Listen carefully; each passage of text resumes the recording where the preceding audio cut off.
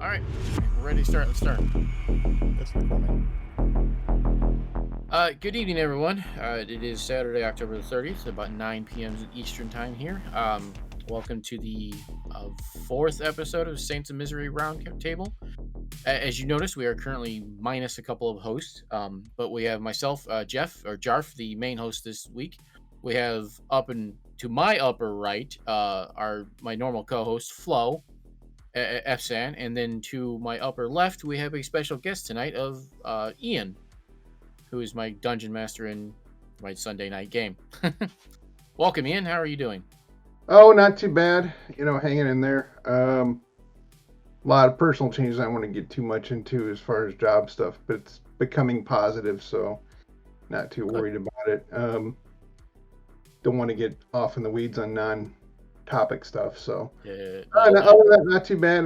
Met some friends, had a good dinner, so can't complain. Good. Yeah. Flo, how you doing?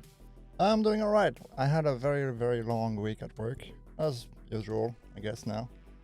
And bad.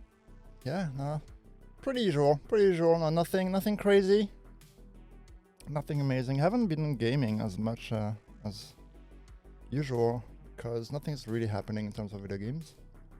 Just really, I'm really excited and waiting for Forza Horizon 5 next week. But aside from that, yeah. Okay. Myself, we're in the middle of packing. I covered up the boxes, but here, let me just turn it a little bit. You guys are right moving, there. Yeah. Big old boxes right there. We're moving coming up this coming week. We have to start moving stuff into the new apartment. So the next time we have a show, I'll be in a completely different space. Wow. It's going to be a reveal for the next show. Yeah, something like that. It's going to be a lot bigger, a lot more space, a lot more rent, but it's fine. It's going to be better overall anyway. Yeah. We're going from a 2-bedroom, 1-floor apartment to a 3-bedroom, 2-story apartment with a full basement. So okay, sounds pretty. It works out. It doesn't necessarily mean cheap. No, but for the price that we're going to be paying, it's actually a really good deal. Because the average 1-bedroom up here is over $1,000. We found a 3-bedroom for a little bit more, so it's not bad. That's pretty good. Yeah, hey, whatever works, man. That's what I would say. But with that, this week here in Vancouver, a 3-bedroom would cost you like maybe $2.5 grand. See, I watched him. There's a guy on YouTube I watch, Cash Jordan, I think his name is. I don't remember his name exactly. But he's a real estate agent for apartments in New York City. Right. And he talks about how some of those like 1-bedroom loft apartments are $1,200 a month. I'm like, oh. Yeah. 2 bedrooms are $2,600 a month. There's a 3-bedroom or 4-bedroom, almost over $3,000. It's like, oh. Yeah. But I mean, smack dab in the middle of New York City. What do you expect? That's the thing. So, but for this week, with us minus 2 co-hosts, Kaba and Elizabeth are both a little bit under the weather, so they're not joining us this week or this episode. Hence why we have our special guest Ian. Welcome, Ian. But we are going to talk about just simple stuff. I know we're going to deviate from our normal format. We're going to talk about some gaming stuff, but we're going to talk about some convention experiences. Ian's going to cover that. A little bit of sci-fi news. And then I think we may touch about some of the Activision Blizzard stuff. I believe, Flo, you wanted to cover that. And then we might cover some of the stuff in Hollywood if we have time. But with that, as the normal format goes, just so you know, Ian, normally the host, whoever be me, Flo, Kaba, Elizabeth, we spend a few minutes talking about a certain topic, and then we move on to the next. As you know by the show notes, we listed what topic is going to be, so I'm going to make mine short and fast since it's just a simple one. It is the Halloween season, so I'm going to talk about the big ghost hunting game that everybody's been playing for the past year, Phasmophobia. It's actually been a lot of fun. The updates in this game have made it a lot more enjoyable than it was last year. It's still in early access. You literally play a team of 4 of ghost hunters, so you're paranormal investigators. just so anybody who doesn't know. And you choose a variety of locations. With the new update, they added a new campsite map, which me, Skullcra, and Zoe played last night, and that was fun. But watching the two of the three of us get murdered in that campsite, we kind of quit real fast because you can't investigate with just one person. They've added 4 new ghosts. They have reworked a whole lot of the new systems with the new update. All the difficulties got what's the word I'm looking for? An overhaul. They updated the there's a way I want to put this. With the overhaul, they reworked all the difficulties, made them each one more different than the other, because they were normally just all the same. Just the ghost was harder now. Like in the amateur, it's longer setup time. The ghost won't hunt you nearly as long. They added a new difficulty called Nightmare for the real crazy people who want to play. Was there a difficulty spectrum before? I never noticed. There was when the game first came out last year. There was amateur and intermediate, and then when one of the updates earlier this year, they added professional, and now they've added Nightmare, which it makes the game a lot harder. But they've updated the graphics, updated the sounds. It's just okay. That's pretty cool. Yeah, the characters still look cheesy because again, it's early access, right? But they've updated it a bit more so they look a bit more realistic, and the ghosts, the visuals of the spirits are actually pretty scary. If you're not expecting it, they will scare the shit out of you. Nice. I should go back into it. Should try and play again. I haven't played in a long time. You should. The new updates make it a lot better because now like you can hear the ghosts sing, which you couldn't hear before. Okay. They will actually come up to your ear and whisper in your ear. Oh, fun! That's not creepy at all. I actually have being, as I mentioned, when we were thinking about having me on, being part of a real, actual ghost investigation team. I have a personal experience with a spirit whispering in my ear, so that's very interesting. So as a real investigator, have you used the spirit box? Oh yeah. Okay. So when the game first came out, the spirit box, it chose a word and you heard the ghost say that word, just like it does in the actual spirit box, right? But in the game, they reworked it to where if you ask it a question like, are you near or are you here? It'll answer going either far away or right behind you. It actually gives a more specific location, and it's really creepy when the voice comes through because it's like deep voice. So that's interesting. I wish in real investigation it worked that way, but I can tell you it doesn't. No, of course not. That'd be too easy, walk in, yo ghost, where are you? Right here. Oh shit. But for the Halloween season, it is actually a really fun game to play, especially late at night. Late at night, turn off all the lights. Crank the sound up, exactly. Mm-hmm. Hell, that reminds me of when I used to play.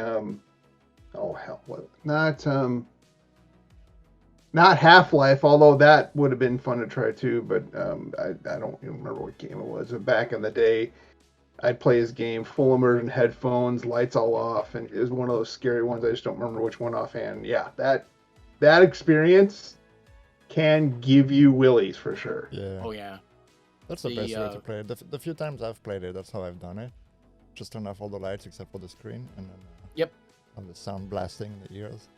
And it makes it really creepy, right? Because when you talk to each other, you use a radio in the game, right? So like it's not super clear sound or whatever, and it's fun.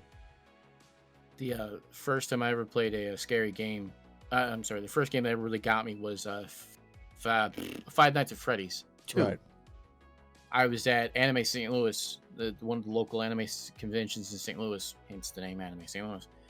And the video game company that came and ran the video game room had actually set it up where the computer was in one enclosed area, and they had a projector in the next room with a bunch of couches so people could watch you. And they had the big old 7.1 surround sound set up in this little enclosure. So you sit down, you're doing your stuff, and people can watch you play the game. And the sound was so loud, you couldn't hear anything outside of the booth. And when the animatronics jumped in the game to jump you, you really jumped out of your pants. So Cool. one of the best. That's one of the best times I've ever gotten scared in a game. So That's funny. But yeah, it's on sale right now, I believe, through the Steam Halloween sale. It's like $12, $14. That's For not anybody's bad. got a good computer, it's actually really fun to play. So It is fun. it's something that I'm sorry, go ahead. All right, I said it is fun. Yeah, it's something that we do like every other week when we get the chance. So I think I'm about to check that out. That does sound pretty cool. if you get it, Ian, let me know, and you can join us one night when we're playing it. It'd be fun. Okay. Yeah. But enough of me. Let's go, Flo. If you want to go ahead and continue, let's get you on the topic. Sure. So one of the things I wanted to talk about for the show, like we're gonna do it really briefly because we've talked about that topic quite a few times already, but it's the newest development in the Activision Blizzard King issue, I guess you can call it that. So we know what happened at Activision Blizzard and all those things that came out, how they got sued by the state of California for their frat boys environment at work, a whole bunch of cases of harassment, discrimination, all those things. Things have moved, things have changed, kind of. But the latest that we've heard about it is because for the last 2 months, basically nothing happened, right? And we didn't really hear much about it. A lot of people got fired. A lot of people got axed, as they should have. But the latest development is that Bobby Kotick, the CEO of Activision Blizzard, wrote a letter to the board and to the investors, basically asking to be put on minimum wage, which is kind of big because I mean the guy I think last year made like $150 million or some shit like that, and for this year is like just pay me the minimum that is legally possible, which is like $60 something, right? $60 something thousand, right? And I just wanted to kind of talk about it because knowing what we know about the case, right? I've seen like a bunch of mixed reactions about that. Some people are like, finally, this is a good step because the reasoning behind it was for him, instead of giving him all that money, just to put all that money into actual resources and actual tools to make the work environment better. And some people are like, that's a good first step. And some people are very cynical on saying things like, that's not gonna hurt him. Like, even if he's only making $60K that year, he made $150 million last year. Like, what's that gonna do? So I don't know. What do you guys think about it? Go ahead, Ian. Hey, You first, Jeff, you want to go ahead or? No, I've you got- can have first crack. Go ahead. Well, first of all, as far as that whole big picture thing, as a fan, just from a fandom perspective, how about you do two things that will start to smooth things over, that don't really have to do with the actual issue, but it would sure help us, the fans, get with them a little better. One, how about some good content? I don't know. Good content would be nice. Content of any kind that's good. Yep. And then the other thing is, because another problem is, and I'm sure, I don't think it's improved under Activision, pay your people well. Right. Well, how about we not have people living in Frisco that have to live in cars if they want to work there? You know, you do those two things, you can go a long way.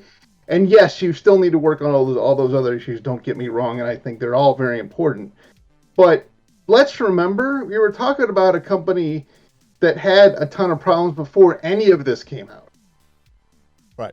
So I kind of go back to that, and as far as, I mean, it's a great gesture, but, you know, if you really want to get the attention of making up for these things, taking a pay cut is one thing, but I don't know. I kind of like. I think that loudly giving to a charity or forming a new charity organization of some kind to help women that are victims of these kind of problems could go a long way. I'm just putting that out there. And I'm not saying it's a bad gesture, but I mean, I will say that if that's all he does and that's all they do, and of course you automatically better fix the problems in the first place. But Right. if that's all that happens, I don't think it's going to help them overall. I think more needs to be done. But even, like I said, beside all that, you need to fix the content and the paying people problem that goes along with all those other things. I agree. I agree with that. Yeah, that's one of my problems that I've had with Blizzard. Not so much with Activision, because I don't really play Activision games anyway. I'm not interested in Call of Duty, but with Blizzard, right? I used to be a big Blizzard fan, long time, and yeah, like they haven't really done anything in terms of game development that is new or innovative or just good in like 5 years minimum. I'm thinking of Overwatch because I play a lot of Overwatch, and even then we haven't seen anything new in Overwatch in like almost 3 years at this point because they're working on Overwatch 2. The latest expansions for World of Warcraft were basically a disaster. So yeah, I'm with you. I agree with you. I think a good move would be to focus on actually being Blizzard, if that makes sense. Like, don't get me wrong. I don't think, like, at this moment in time, I don't think that we'll ever get the old Blizzard back. That's not gonna happen. No, unfortunately. Right? That's not gonna happen because things have changed, and even the climate and the market for video games is different than it used to be like 15, 20 years ago, right? So we're never gonna get that Blizzard flavor that we used to have. This being said, they have a lot of talented people, right? Still, they have a lot of very passionate devs. But like you said, it's like working at Blizzard for a lot of them was like a dream job, and seeing that you have to make so many sacrifices to work there. Like, you're being paid nothing for the kind of job that you're doing. You're living in an area that's super expensive, so the cost of living is like through the roof, and I don't think that helps with the morale. It's kind of like what you're saying, right? It's like, how are you supposed to produce something good when you spend most of your time thinking about, if you have to pay your rent or have dinner tonight, kind of thing, right? And you work at a company like Activision Blizzard. It's kind of sad.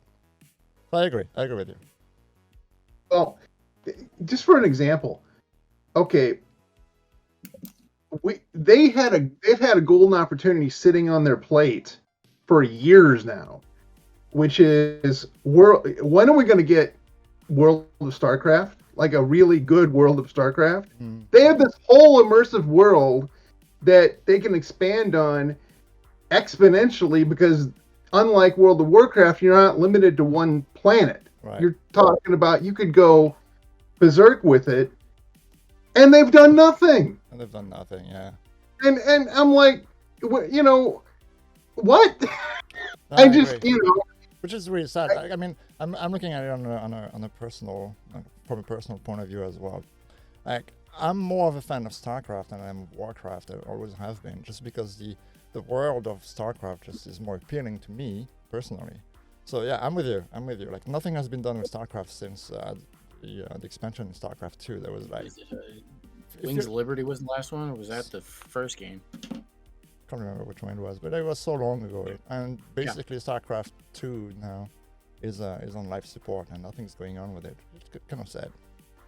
Well, when you have the servers in place, that's the other thing. Jeff, I'm sorry, did I cut you off? No, go ahead. You're fine. When you have all the infrastructure in place, you have your server farms, you have your bandwidth pipes, you have everything set up to do it, and you do nothing.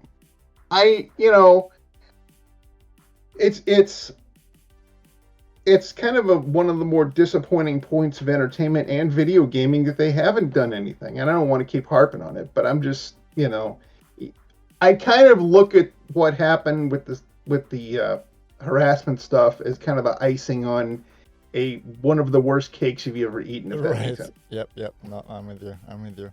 And I mean, there are many issues that we have to consider, right, for that kind of stuff. There is obviously Blizzard being different.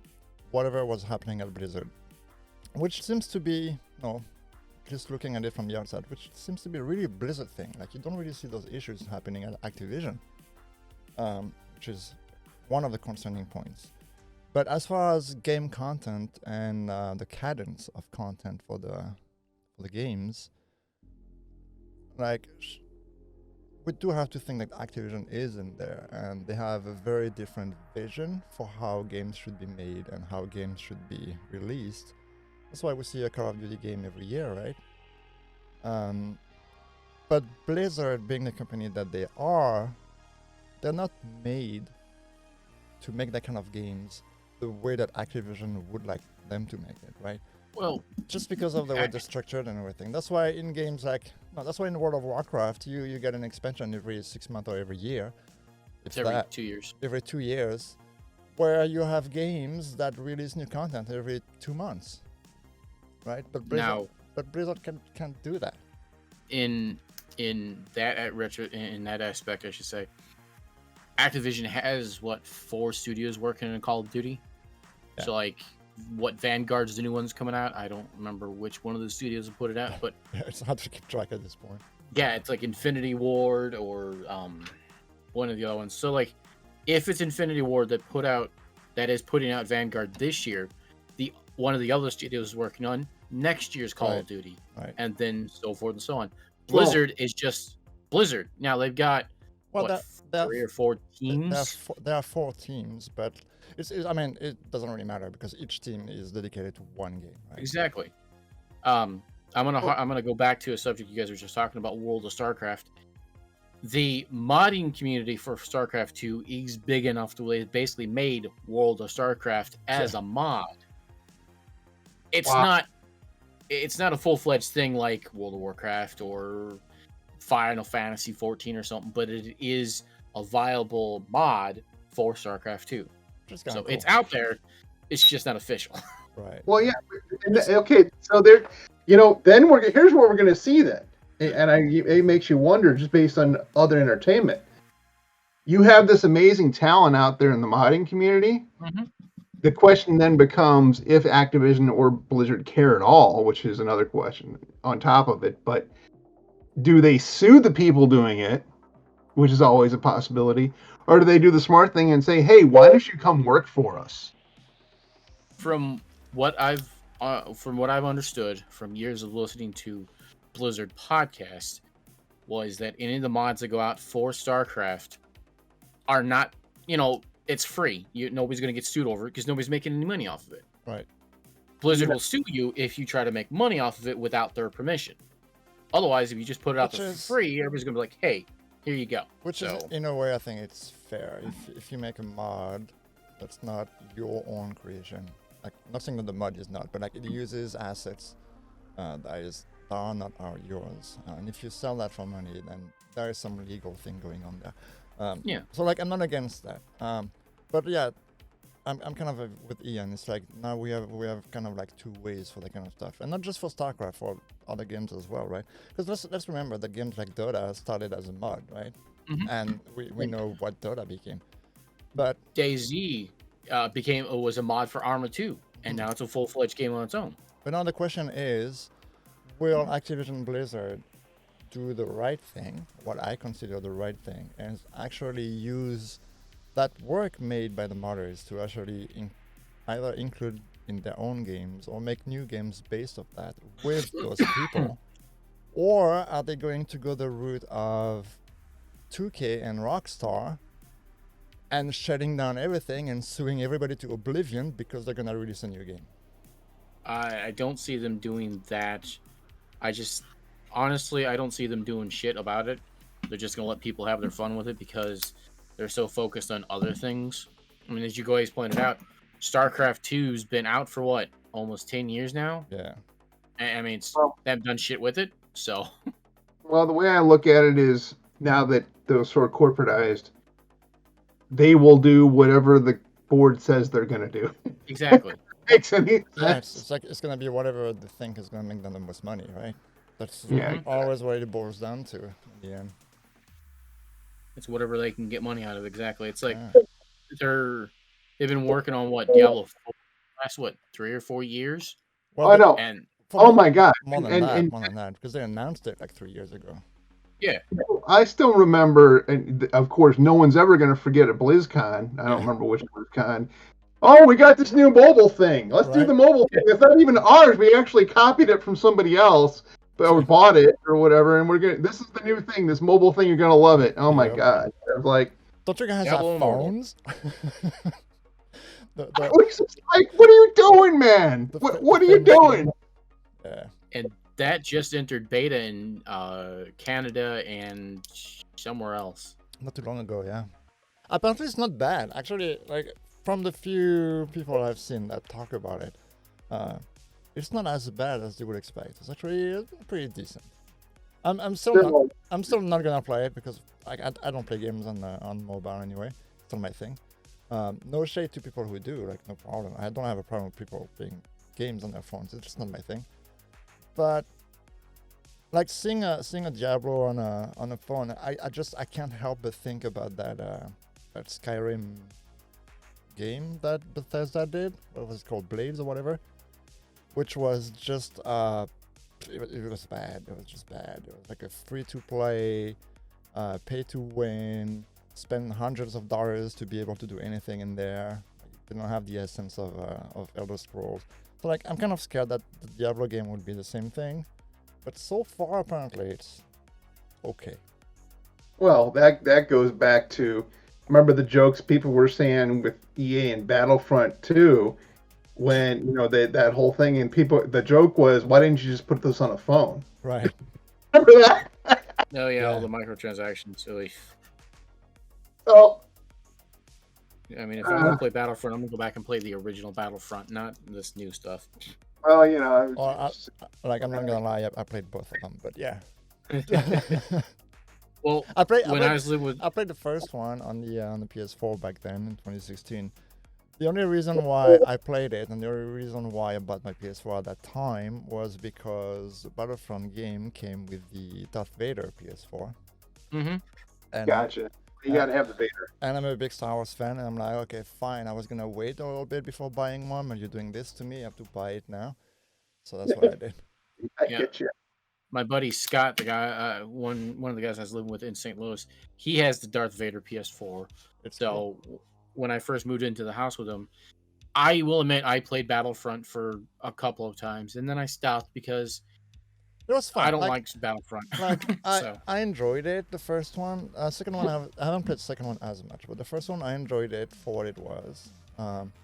I played it for a few weeks, fairly regularly, and then I kind of dropped as well because in the end there wasn't much to do. It was always the same 5 maps and then always the same things that you would do all the time. So, and then they added more stuff later, but it was too late because the population had already dropped, so you had to stand matchmaking for like 25 minutes to find a game. That was kind of dumb. So I kind of stopped playing there. But the game itself is not bad at its core. It just was not very implemented very well. Yeah, that style of game's best when you've got a bunch of friends playing. It's like playing Halo multiplayer. Right. That's good when you've got a bunch of friends. If you're playing it by yourself, Yeah. I'm not as much of a fan. That's true. Oh, for sure. Yeah, that reminds me of a pattern you see it a lot of times as far as what you were talking about with, the add-ons and stuff, where it was too late. You guys ever notice a pattern with? You can just name a company that does it, because a lot of them do. The community playing it will drop, and all of a sudden they freak out and decide now it's time to release content to try to draw people back instead of maybe if you would have released that content on a schedule and kept people coming in, they wouldn't have left in the first place. It's a hard balance to find for some of those games, right? I play a game. I play some of those games. I play a lot of Destiny, for instance, and I do that too.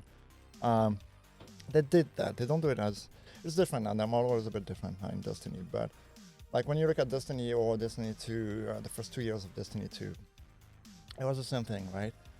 Release the game, and then you get stuff to do, and then if you're depending on how hardcore you are, you get through it in like a few weeks or maybe a month or two, and then you get nothing to do for 6 months, and then the player base drops, and then Bungie was Mhm. like, okay, new expansion, and everybody comes back, and it was always that up and down cycle for 2 years, at least for Destiny Yep. 2, and they did the same thing with Destiny 1.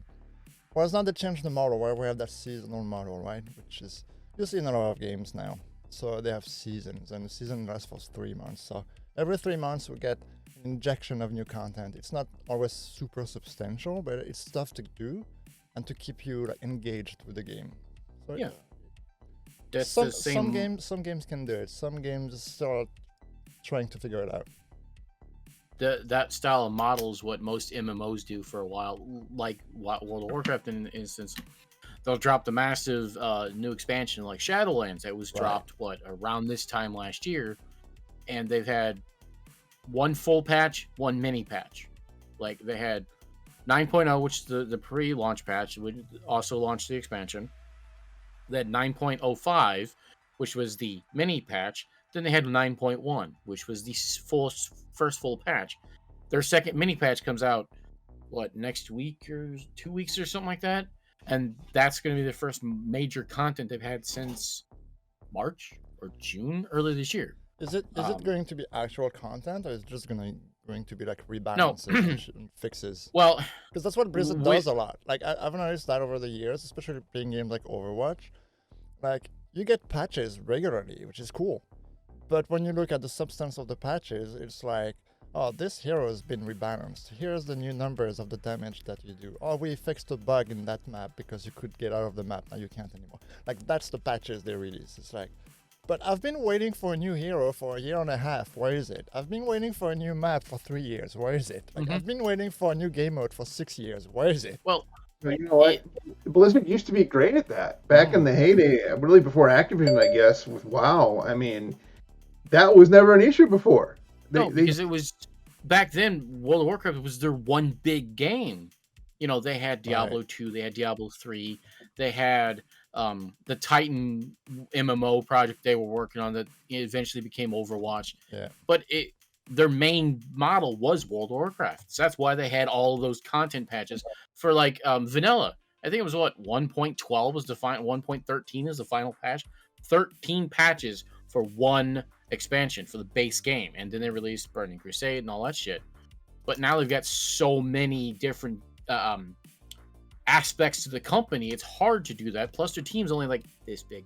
That's So that's the problem. And then it goes back to the point that Ian was talking about earlier, is that I wish that they would use some of that money to expand the teams in a meaningful way and to pay them better, right? Because they obviously need more people to work on those things. They need more people who have the passion, especially with all the ones they fired. And if they want to stay competitive, because that's the thing, right? In my opinion, the Blizzard model today is not sustainable anymore. It hasn't been for years. When you look at other companies, you look at companies like Epic, you look at Bungie, you look at Activision Games themselves. It's like they release new stuff all the time in a way that keeps you interested and engaged. And Blizzard doesn't do that. Blizzard really believes in that. We're gonna spend 9 years to make one game. Here's the game, and then you're not gonna hear from us for 3 years until we bring you an expansion. Like this is not sustainable anymore. That doesn't work anymore. Like people are not interested in that because people don't engage with content the same way anymore as they did 20 years ago. They can find different and better content in other games. Yeah. That's why with the whole, when all this shit hit in the middle of summer, a lot of people that I know that were playing World of Warcraft, they stopped paying and went over right over to Final Fantasy 14. Yeah, because Final Fantasy 14 does it well. Exactly. So, I'm going to go back to a subject you guys were talking back a few minutes ago about the whole Bobby taking a pay cut. Right. He says he wants to work for minimum wage. Yeah. All right, take your $12 an hour, asshole, and let's see you live on that shit. Not this $60,000 a year. Go back to 32. See how you live off that shit. No, that's the thing. He's being literally paid the minimum that he legally can be paid in California right now.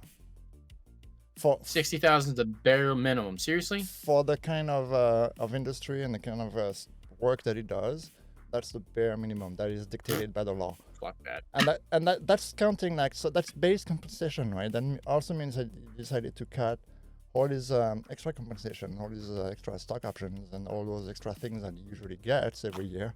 Because his base salary is not that high, really, when you think about it. As a CEO, I think it's like, I want to say maybe like a 90, maybe 100K or something like that. That's his base salary a year. And he's worth like $150 million a year just because Activision gives them all those stocks and everything, right? And he's getting rid of that. Well, not getting rid of that, but he's asking not to be paid that. Okay. Right? But I can guarantee it, as a CEO of a major video game company, he may not have stock options with Activision Blizzard anymore. I can guarantee he's got investments in other companies that do make him a shit ton of money. He's part of the board as Coca-Cola. Oh, see, even he's gonna get paid from that shit. Like objectively, and like on a personal level, that's not gonna hurt him. Like he's not gonna be miserable. Like he's not gonna have to sell his house.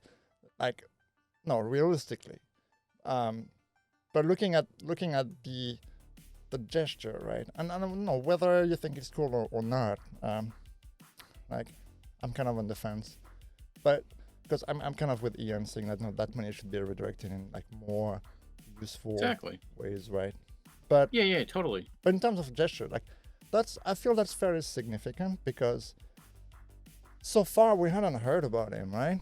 Since that whole thing started at Activision Blizzard, it's that he's the big boss, but like he's supposed to be the guy leading, right? Giving the direction of where the company needs to go. That's his job.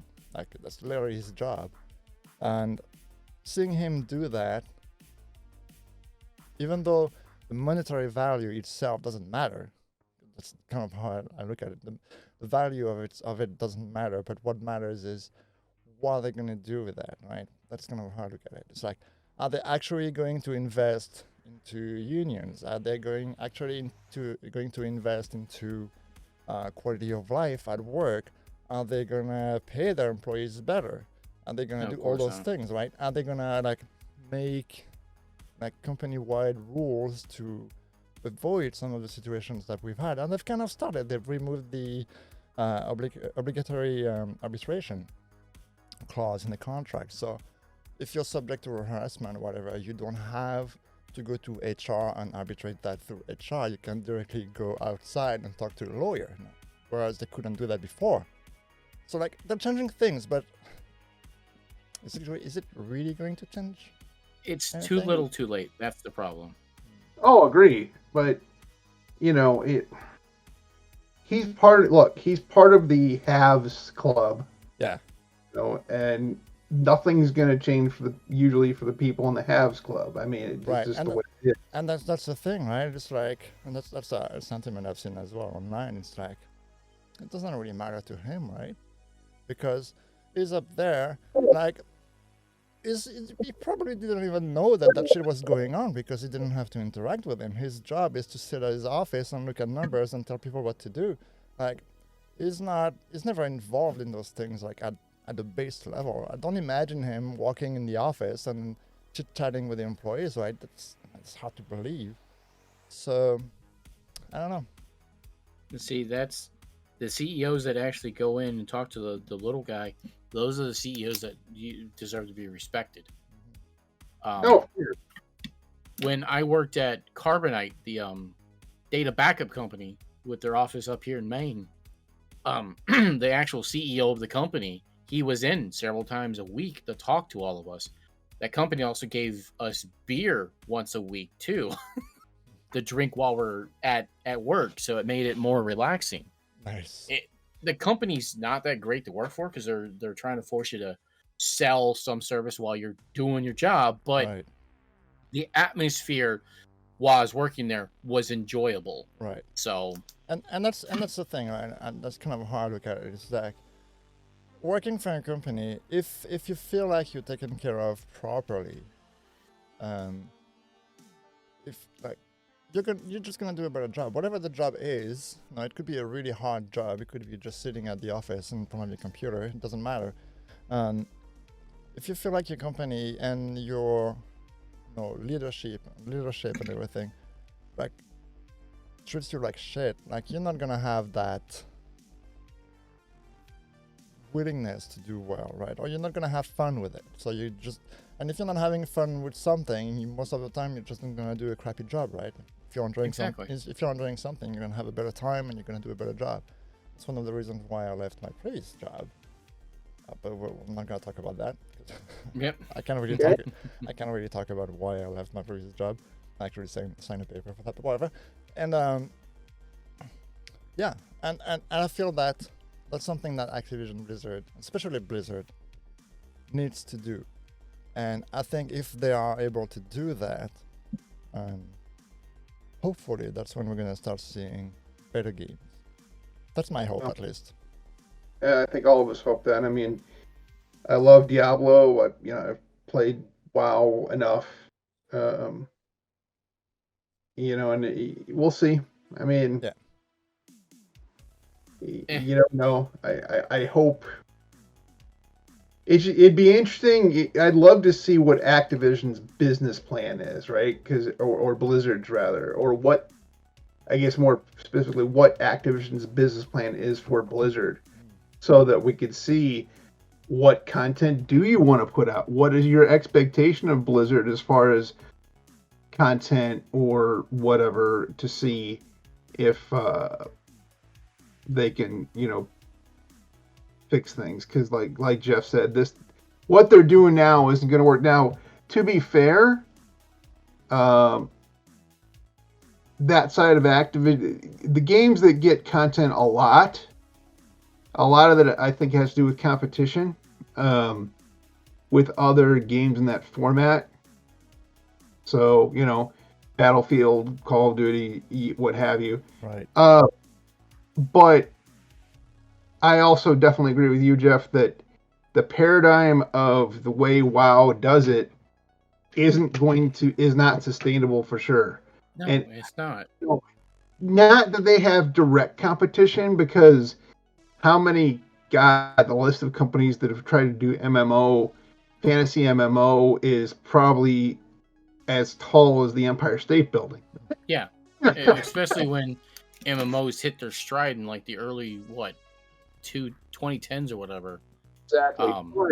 It's just not sustainable. But we'll see what happens. I hope good for the future, especially for the fandom. I mean, it'd be nice for the people that do go to the BlizzCon to have a really good BlizzCon, because some awesome is actually announced. But we'll see.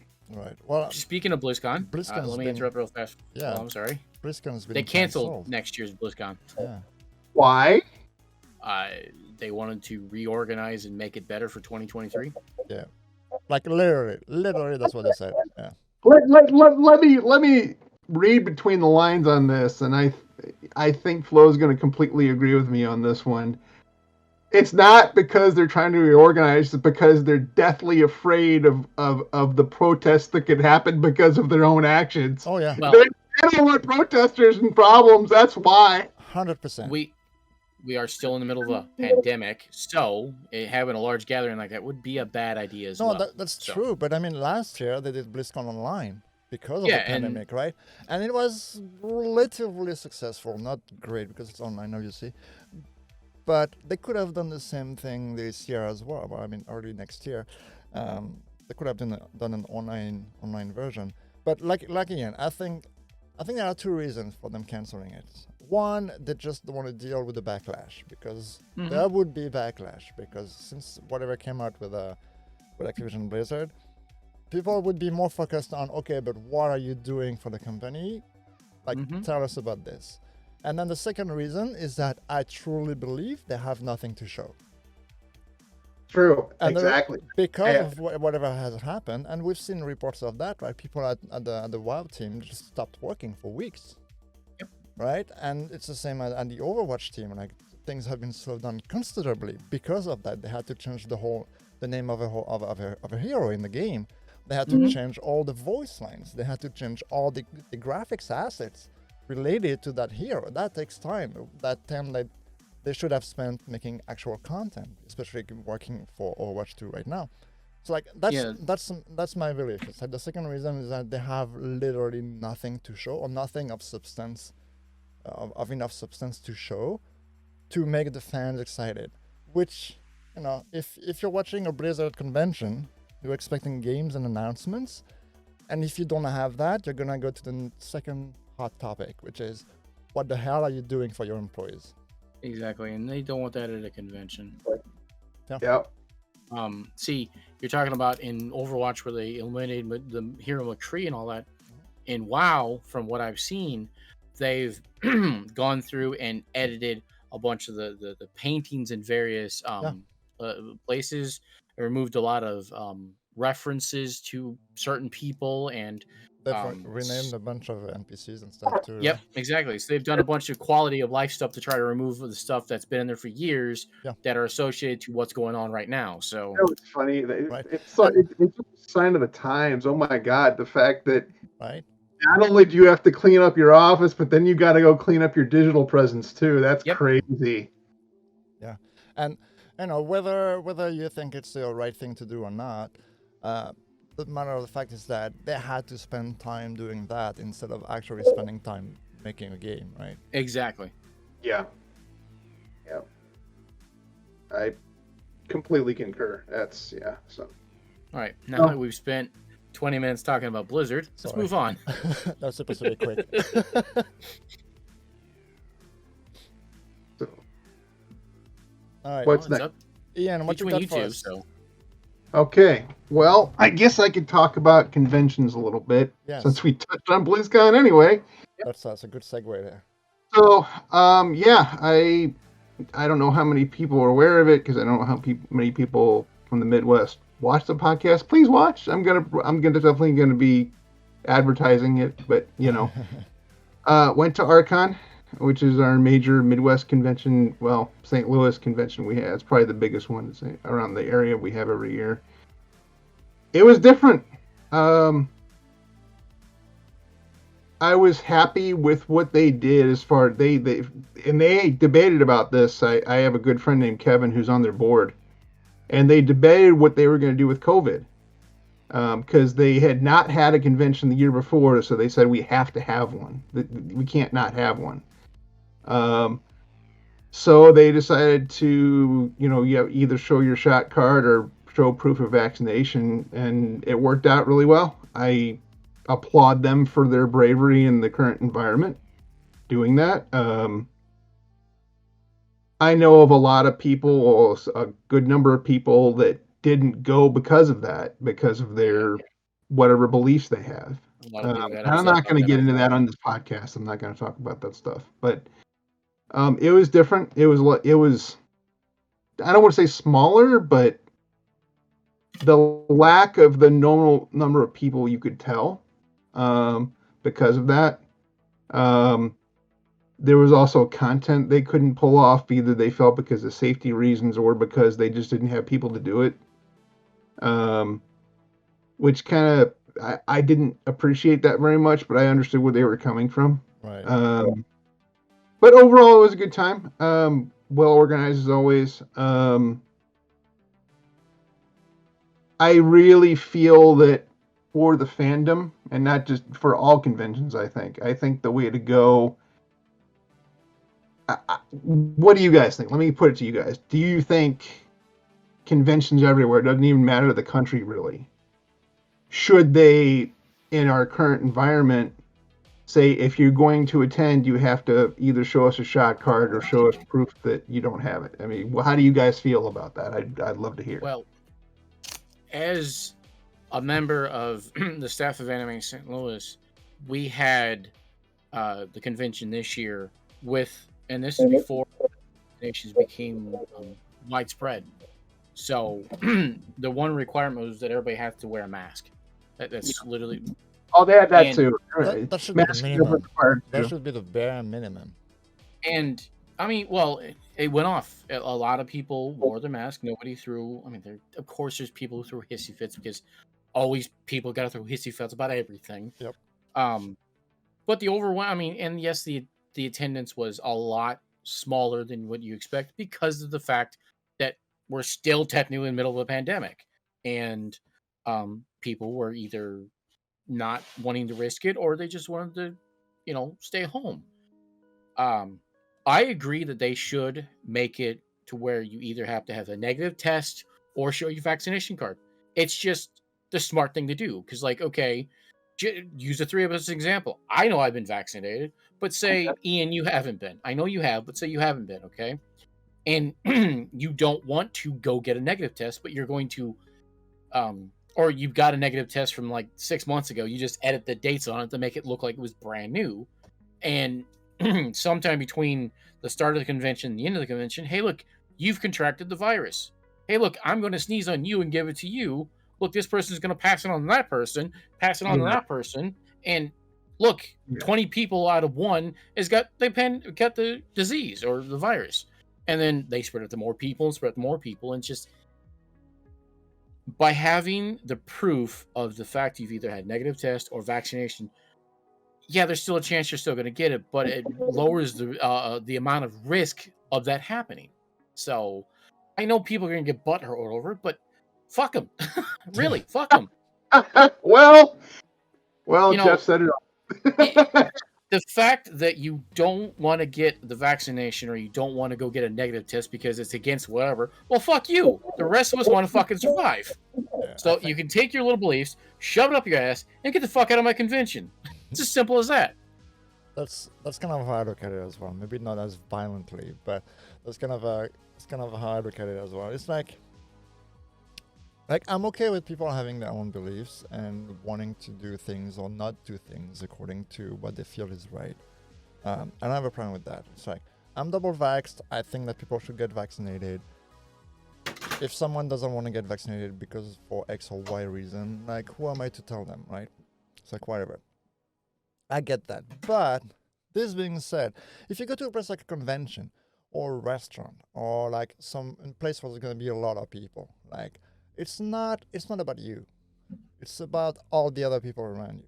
Exactly. And if you're thinking, I don't need to be vaccinated, I don't need to show proof of vaccination, I don't need to show a negative test because I don't want to, you're literally saying I'm more important than the 500 other people.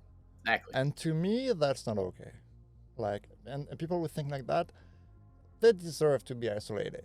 That's kind of how I look at it. It's like, that's why I think conventions and other places that have those rules, they're doing the right thing. It's like, they're not protecting the one person, they're protecting the whole bunch of people who want to be there. They're protecting the artists, they're protecting the congoers, they're protecting like all the organizers, all those things, right? It's not just one person. So it's like, if you don't want to get vaccinated, that's cool.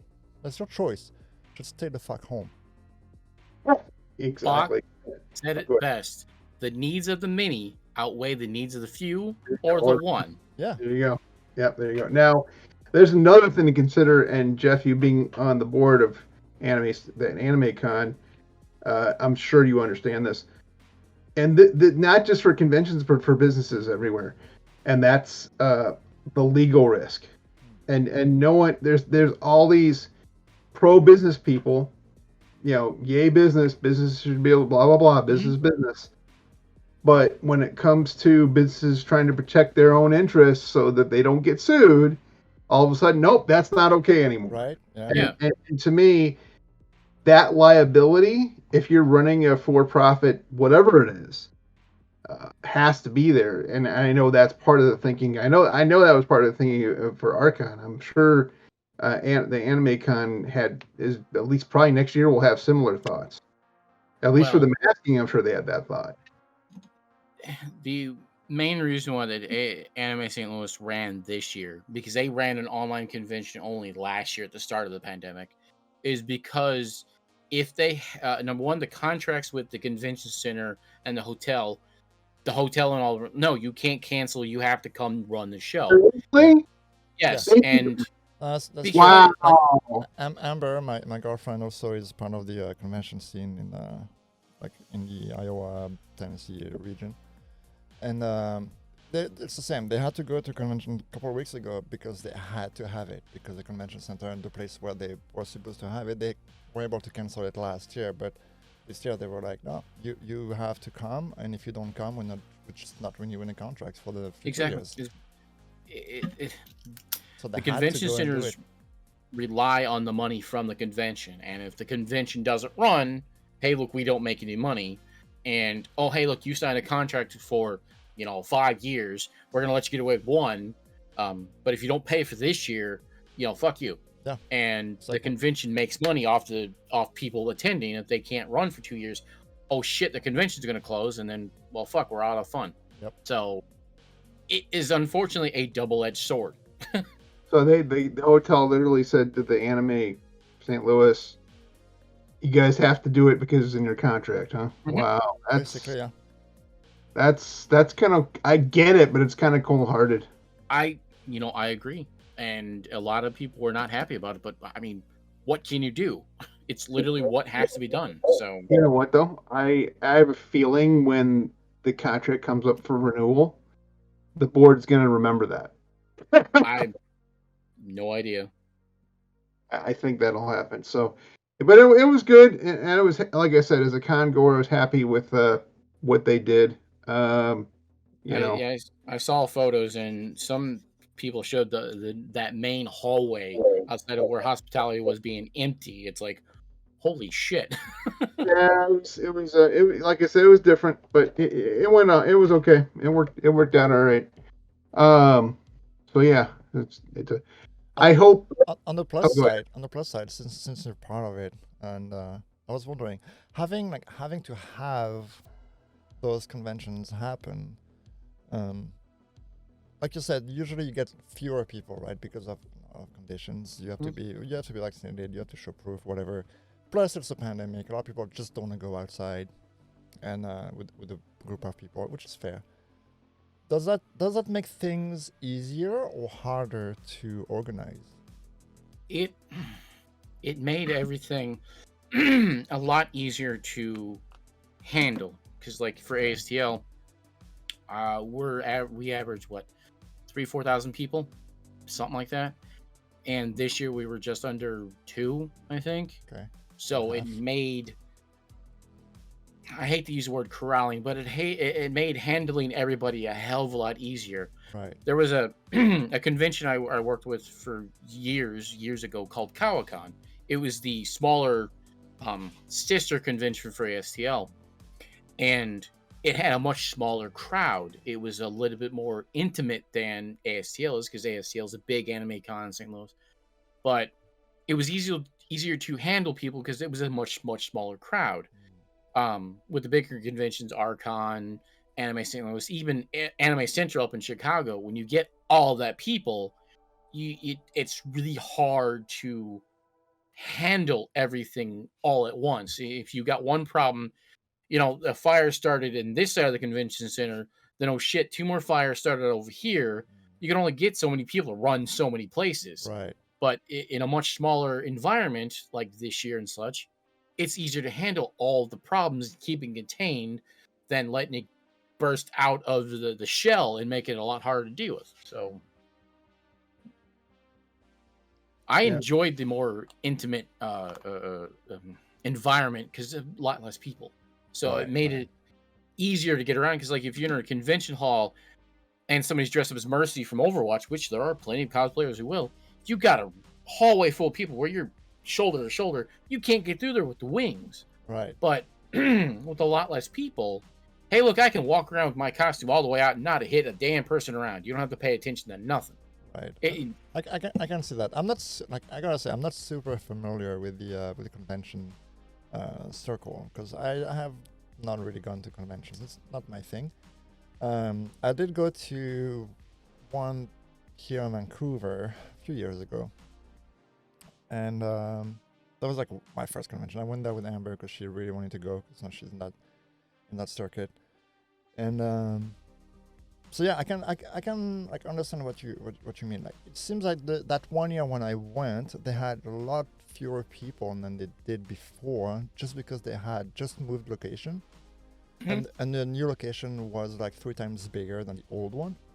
Yeah. So like, I don't know if they had fewer people, but it's just even the same amount of people in the place that's 3 times as big. Like, yeah, much larger space. Going in there, I was expecting what you were talking about. I was expecting like a bunch of people in there, having to fight your way through, and if you wanted to see anything. But it was actually pretty chill. I could actually walk in the aisles and talk to people and all that stuff. So that was kind of fun. It makes it a lot easier to get around when you got less people. I understand why you want more people because you make Right. more money, Right. but I'm not a big people person, so I don't like big crowds anymore. Well, unlike Same. 20 years ago, I used to love big crowds, but not so much anymore. And All when getting there's old. a lot less people, it's easier to get around. So It really is. So yeah, that's probably all I've say about conventions. It was fun. Pandemic makes it different, but still doable. My big hope is that really popular conventions or ones that people would like to go to don't die off because of this. I mean, this whole thing is just so many businesses are going under because of it. I hope conventions aren't suffering too badly because of it, because they're just fun. I find they're fun to go to. So Right. I feel like I'm more worried for the small ones, right? The smaller conventions, because the big ass conventions like San Diego Comic Con and whatever those big ass ones, BlizzCon, even all the things. New York Comic Con. Like those ones, no, of course they're gonna take a hit, but like they're not gonna go anywhere, right? We're still gonna see them. But like the smaller ones, that's kind of worrying. And if some of those get to disappear, that's like you're losing a whole aspect of the fandom, right? yeah. But I mean, you can't make money when you don't run a show or if you don't have people show up. Yeah. So, because conventions are not cheap, they're expensive. Not Because you bad. got the hotel cost, you got the convention cost, you got to pay any guest that shows up. Because very rarely do these guests ever show up just because they can. Right. So what next, Jeff? What do we want to talk about next? I guess.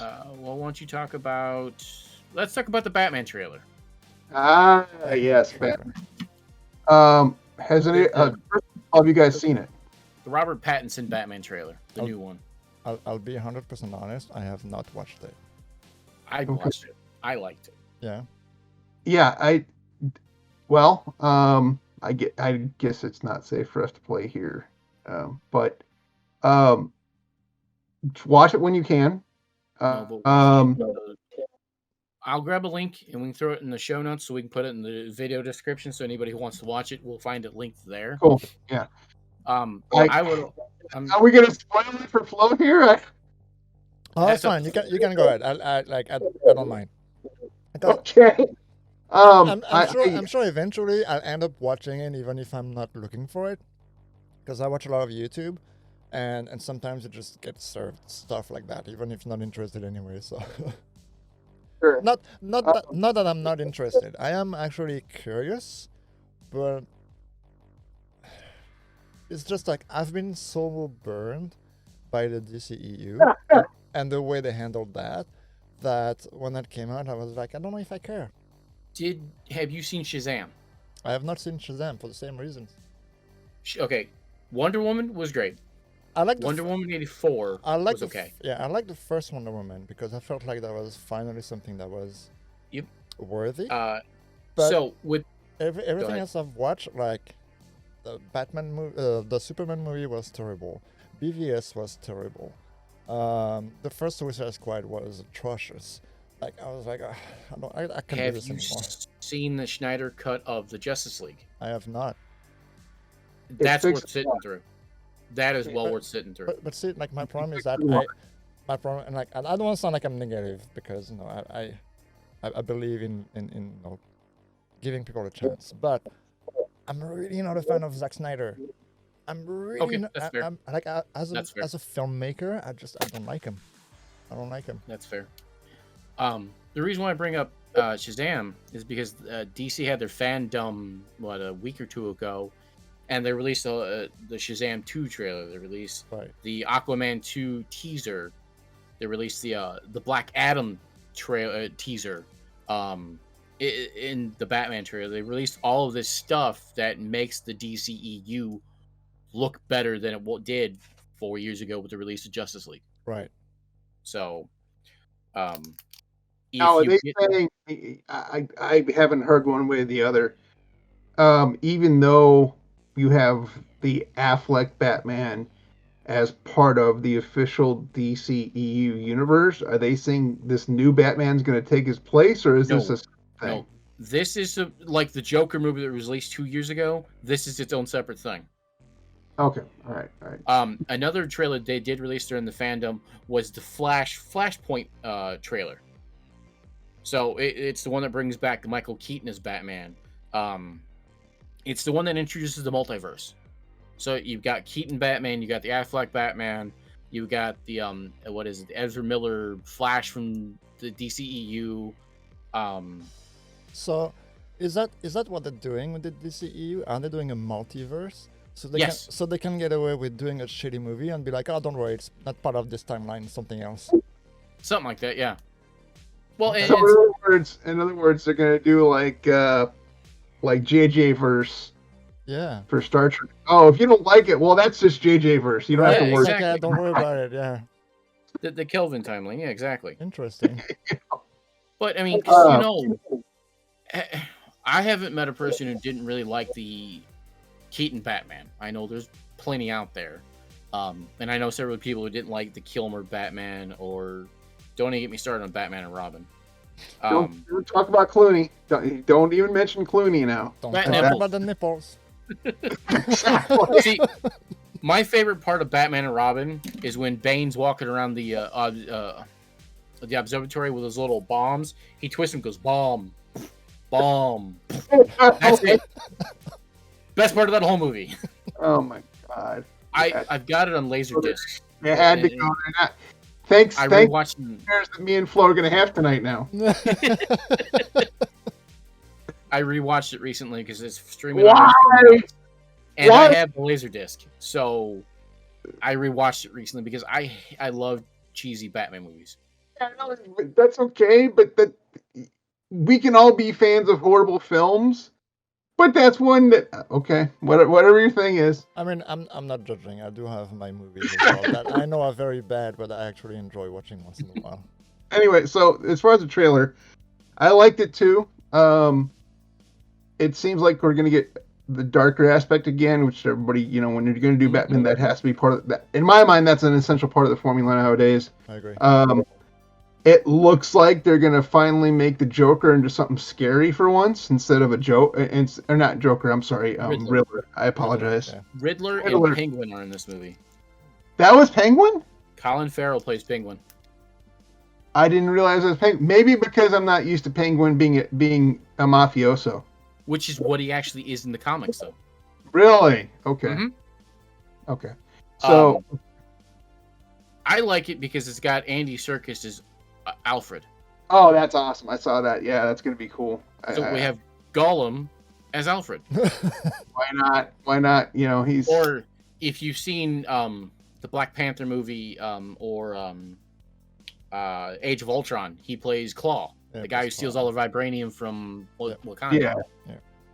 And he was also the motion capture and voice of Caesar from the Planet of the Apes movies recently. He does a lot of stuff like that, yeah. And he directed what's the movie he just directed? Shit, I don't remember. I'm gonna have to look it up. But I like Andy Serkis as a guy. He's a really good actor. He is. Venom. And trailer. I'm gonna say the trailer now. We've been fooled before. All three of us have been fooled before. Oh yeah. Of course. May I remind you of the Last Jedi trailer? Oh yeah. So we've all been fooled before. Let's not talk about the Star Wars sequel. We're gonna lose some viewers there. I will keep my opinion of all the Star Wars That's all. sequels and prequels to myself. So Anyway, but from the trailer, it looks a lot better than all the hype was coming out before the trailer, which is kind of trashing the movie. I think Jeff, you have to agree with me on that. A lot of the PR and hype has been kind of negative. yeah, it's because everybody sees Robert Pattinson and they think of the Twilight movies. They don't see his acting from the Harry Potter and the Goblet of Fire as Cedric Diggory, or like literally everything else is done. exactly. They just see him for those 5 Twilight movies. It's the same thing with Kristen Stewart. They see her as Bella from fucking Twilight, not anybody else like she was in Adventureland, or that new movie that's coming out where she plays is it Nancy from Sid and Nancy or something like that. So Though to be fair, Kristen Stewart I think is getting better as she goes, because like at the beginning she really was not that good. And Okay, not that's just fair. Yeah, Twilight.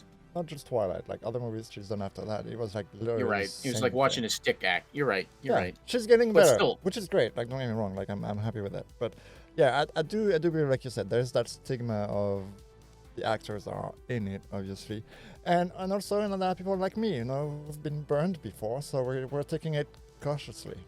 hmm Yeah. well, it's like Because no, when Batfleck was announced, I was kind of like, I don't know how that can go, but you know, why not? No, Affleck is not a bad actor. I kind of like him. Like, it could be okay. And then I watched the movies, and I was like, I wasted my time here. What is this? see, I like Ben Affleck as Batman. He was a hell of a lot better than George Clooney or Val Kilmer, and that's sad because I like Val Kilmer. Yeah, I think like my problem with the Batman movies, the Batfleck movies, is not so much Batfleck himself. It's just the direction and the writing was just not very Yeah. good in my opinion. Well, plus there's the fact that I know they would have cut that if we're talking about DCEU as a whole. I know they would have gotten a lot of flack for doing it the way Marvel did it. Yeah. But the formula frickin' works. If they would have done a bunch of not small films, but films centered around one character, and then do like Avengers where they all finally get together. Mm-hmm. And they didn't do it like that, and I think they've taken some flack for it. And of course, let's not even mention the fact that one of the really confusing things that in the DCEU, that at least that I've found from a story perspective, and I read a bunch of DC comics back in the day. I didn't remember about Penguin. I apologize, but is who's the villain now? Because there's like you have the one movie, it's Lex. And then at the end of that movie, you get, Doomsday, and then all of a sudden, here's Darkseid. And it's like, I know that you have a lot of villains in the universe. Which I feel it's kind of a waste, I feel, because see, one of the downsides to Marvel, in my opinion, is that the villains suck.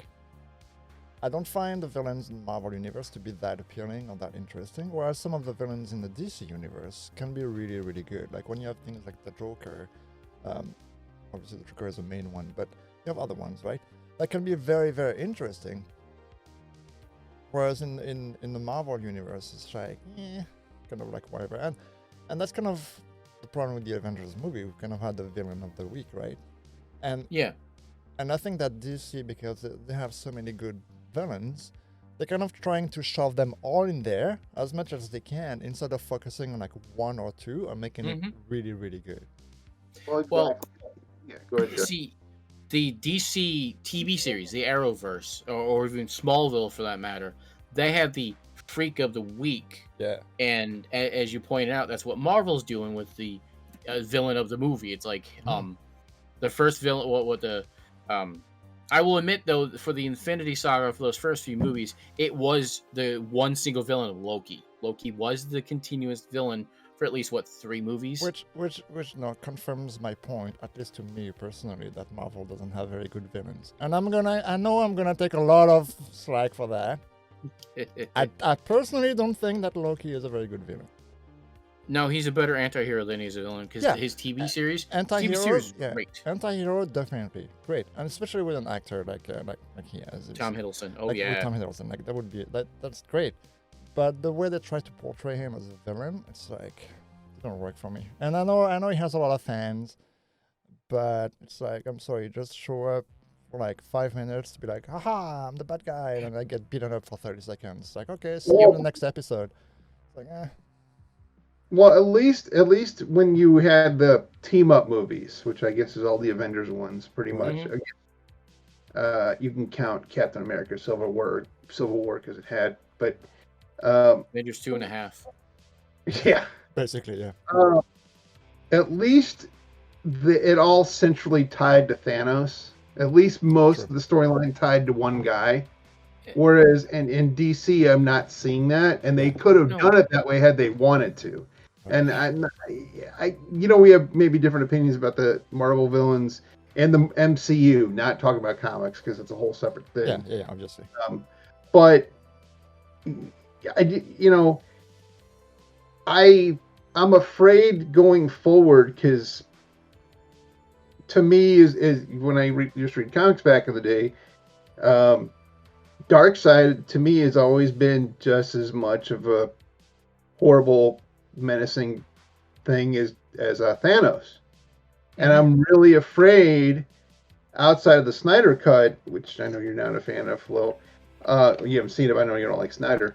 I can say I don't like it. I haven't seen it, so I can really judge. Okay, but I'm afraid what they're going to do with Darkseid, and if they screwed but see, this goes to a problem we've seen in movies in hero and villain movies, or superhero movies rather, for a long time.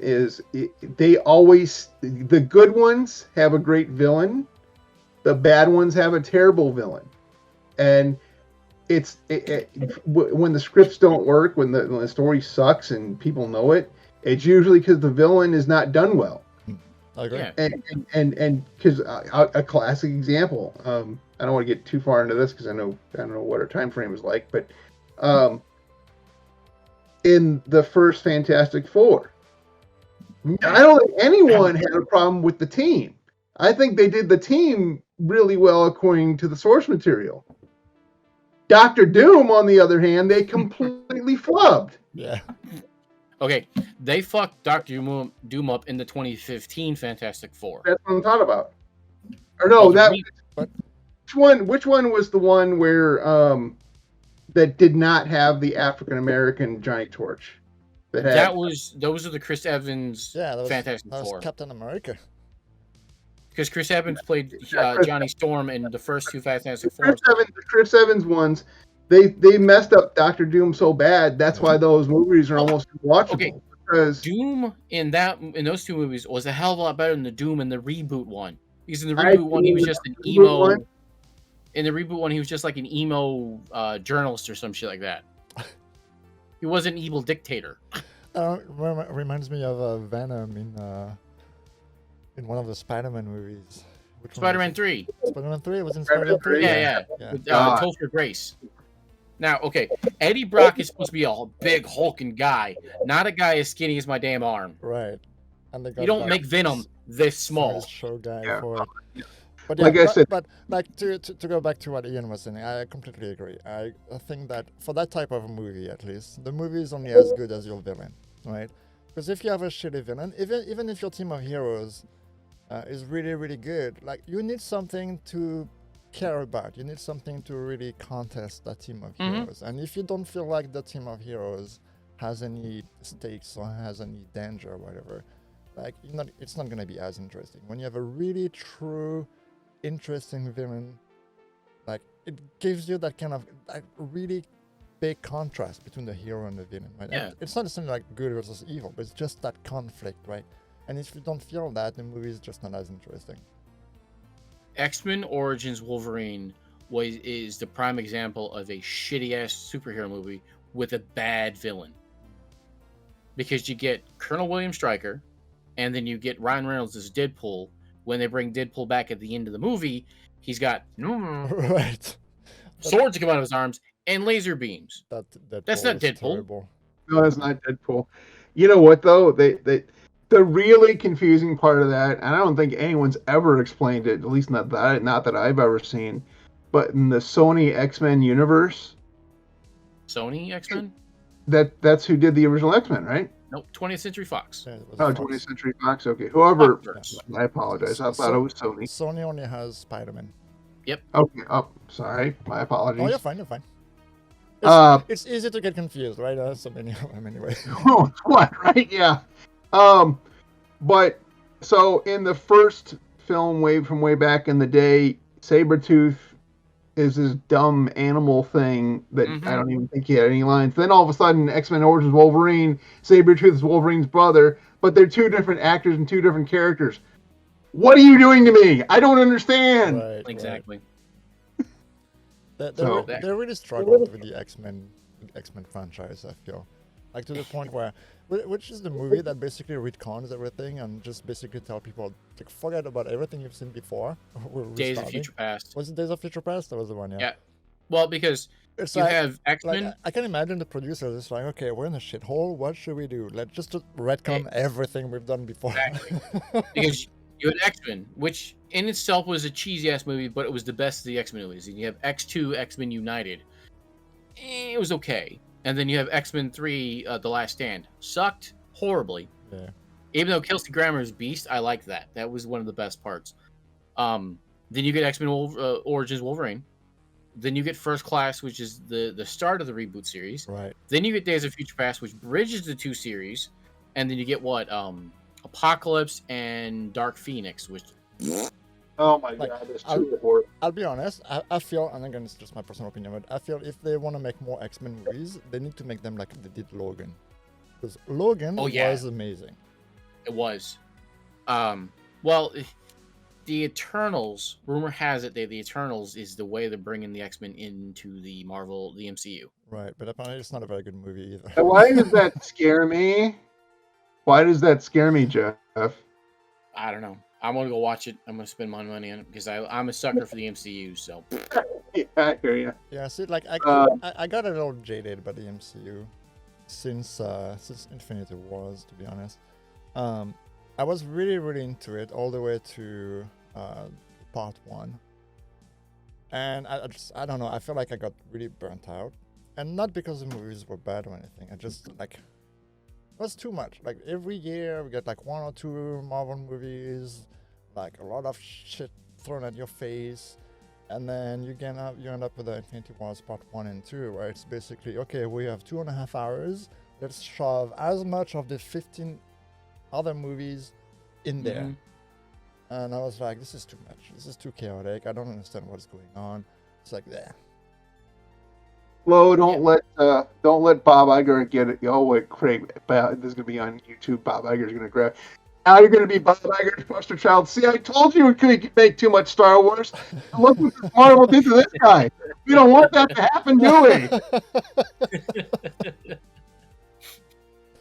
But to be fair, I do feel the same way about Star Wars too. Like I'm a huge Star Wars fan, as Jeff knows, but I did enjoy this. I said we shouldn't talk about it, but I did enjoy the sequel movies for what they are. Are they the best movies in the saga? Definitely not. But I enjoyed them for what they are.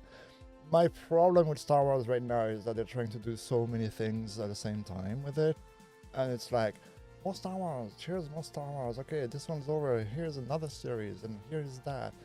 And I do feel, and it's not just Star Wars, it's a lot of franchises. Like there's a point where it's just too much. Like, give me a break. No, let me breathe for a year or two before you give me more. Like I'm okay with that. I hear you. I'm on the opposite end of that because now, as a kid growing up in the 80s as a fan of Star Wars, I never thought I'd ever see another movie again. Right. Yes, I realize how crappy they are, and I know some people are totally against the prequels and the sequels. To be honest, I loved all of them. Yes, I don't care what people's opinion are.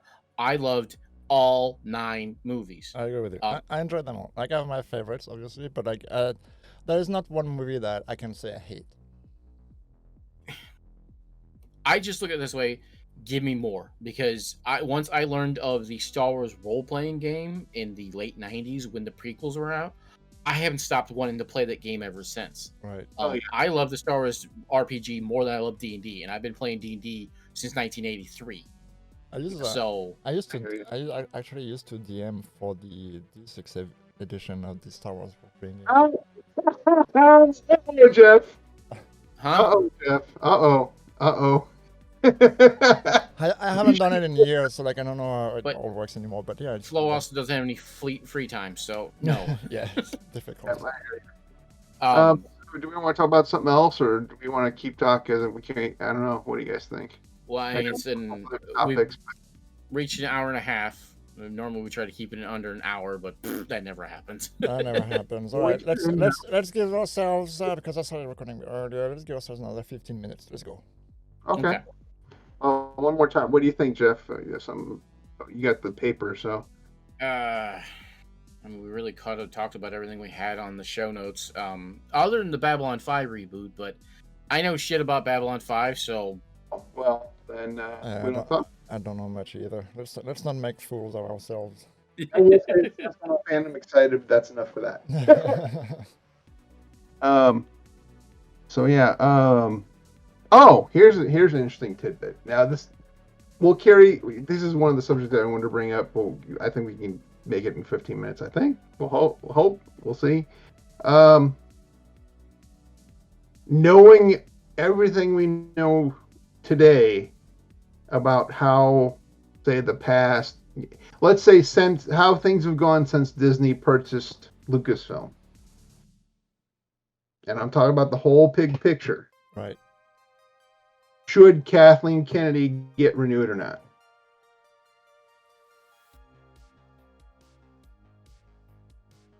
That's a tough one. That's a tough one. I know. I mean, like, to be fair, Kathleen Kennedy has kind of been pushed on the side, right, for the past few years. I feel, at least. I don't think she's been as prominent as she used to be since the buyout. Should it be removed? I didn't say removed. I said her contract renewed. Because her contract's up. Actually, it was up this month. Right, but that's the thing, right? If we don't if they don't renew her contract, she's basically out of the Star Wars picture, right?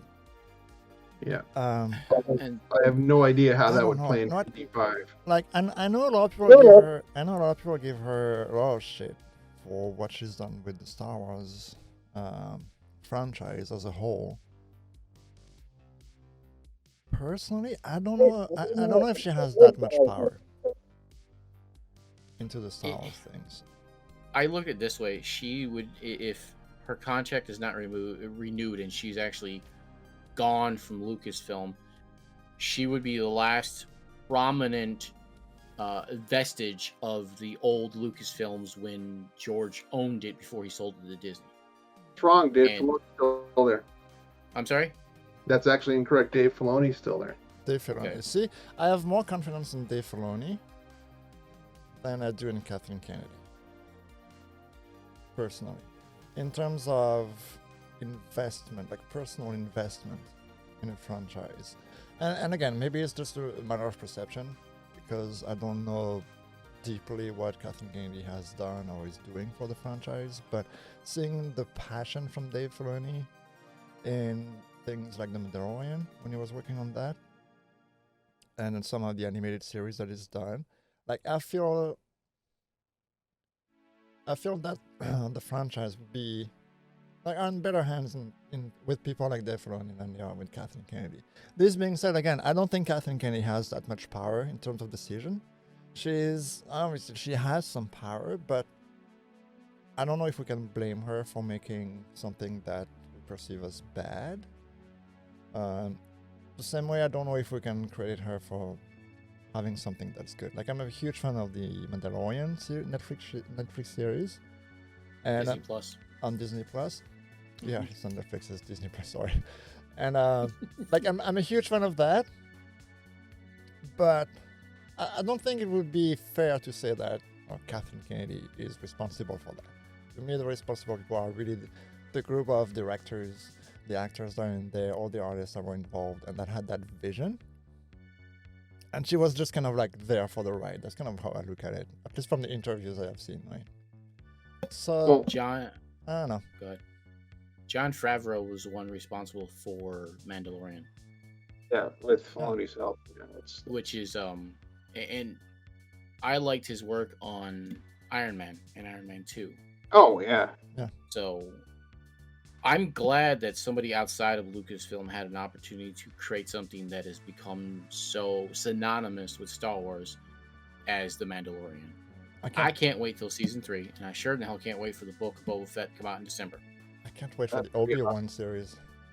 Oh, the Ahsoka series. That's going to be The awesome. Ahsoka series should be good too.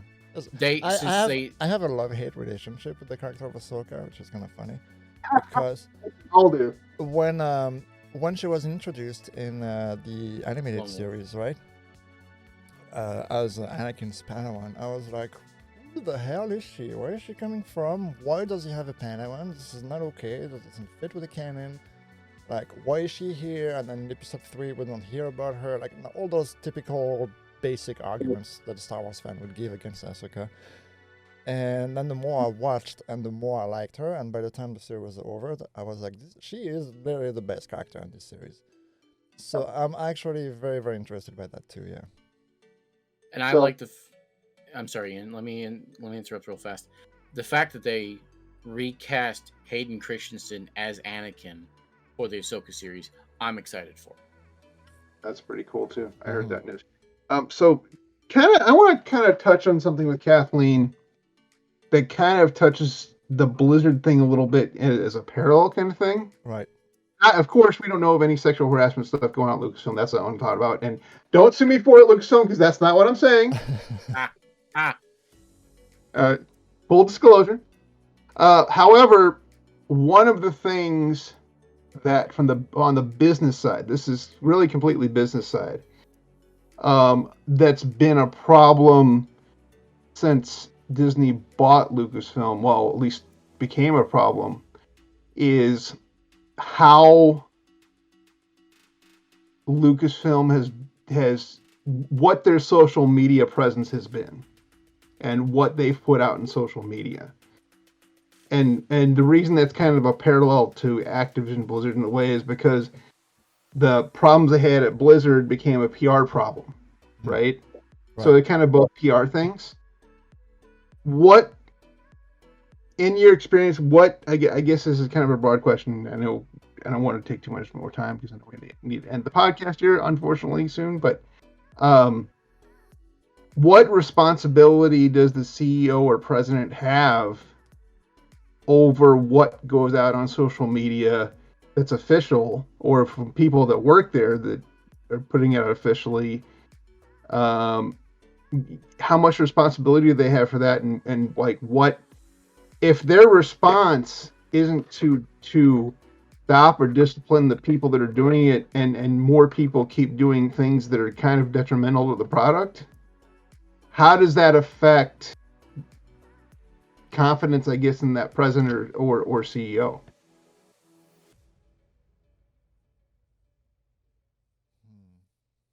I don't know. That's like taking the head of Pixar, him putting out a nasty ass tweet, and then blaming the head of Disney for it. How do you figure? So, Explain that. Okay. Pixar is owned by Disney. We all know that. However, Pixar is basically their own entity. They can do whatever the hell they want. It's the same thing with LucasArts. So, if I'm the head of Pixar and I decide I hate white people, and I'm gonna blast white people all over the internet. Yet I'm not gonna take responsibility for it. I'm gonna force the blame onto the president of Disney. Who's the CEO of Disney? Is it still Bob Iger? It's JPEG. So, but I'm the head of Pixar, so it's my responsibility of what my company's putting out. But since I'm a entity of another company, should we blame me or should we blame the head of the bigger? Well, I'm talking about just to, maybe I wasn't clear. I'm more talking about other Lucasfilm employees putting stuff on social media. I'm not talking about Kathleen herself and Iger and Chapek getting blamed for something Kathy did. I'm talking about, is it okay for me to name some names? Yeah. Or like Hidalgo, Abrams, Ryan Johnson. There's been some, I know, and there's been some of the writers of some of the not EU books anymore, but the books that are part of the canon. Okay. There's been some stuff they've put out on social media that's been not so good to fans. What a person's personal Twitter cannot be governed by the company they work for. That'd be like this podcast. Okay, what I put on my personal Twitter has nothing to do with the podcast. Okay, Flo, let me ask you this. I'm gonna direct something to Flo here. You're working on a project, some kind of film project, whether it's a movie, TV show, or whatever, doing your thing, right?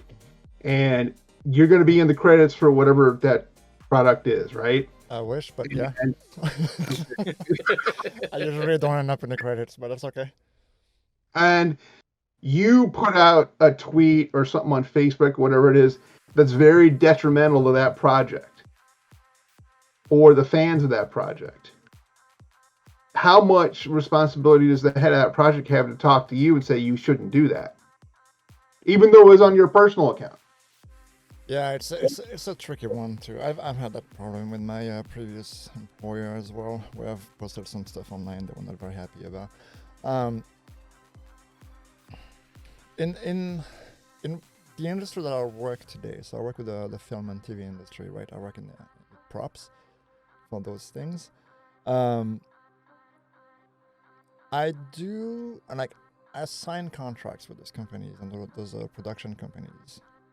So I do have to be careful with what I say, right? When I work with these projects, like that's why, even sometimes on the air, I talk about some of the shows that I work with, but I can't get into detail, right? I can obviously can't give details about scripts. I can't tell people what kind of props, what show has taken, or whatever. And but at the same time, like, would I be allowed on social media, on Twitter or Facebook or whatever, to like write something like Supergirl is the worst TV show ever? Yeah, I wouldn't have any, I wouldn't get any repercussions from that, even though I do work with Supergirl. It's just not the opinion of one man, and it doesn't matter if I work on it or not, right? This being said, I don't know. It's like when you're part of a big company, especially when you work in a movie or film or even game companies, right? Even though you're posting on your personal account, like, I don't want to say you still represent the company you're working for, because if you're not on company hours, you shouldn't have to represent the company you're working for. Like, from a moral standpoint, it's kind of how I look at it. But still, it's like,